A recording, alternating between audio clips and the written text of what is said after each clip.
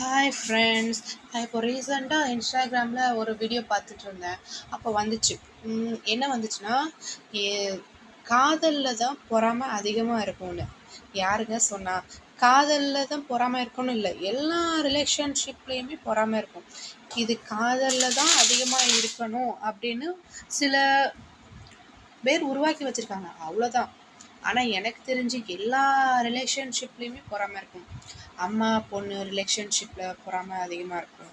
அப்பா பையன் ரிலேஷன்ஷிப்லேயும் பொறாமை அதிகமாக இருக்கும். எல்லாத்துலேயுமே பொறாமை அதிகமாக இருக்கும்.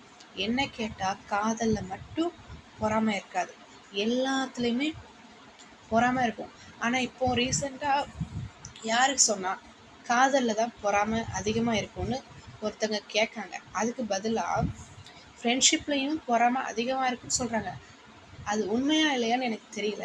உண்மையாக இருந்தால் கமெண்ட் பண்ணுங்கள்.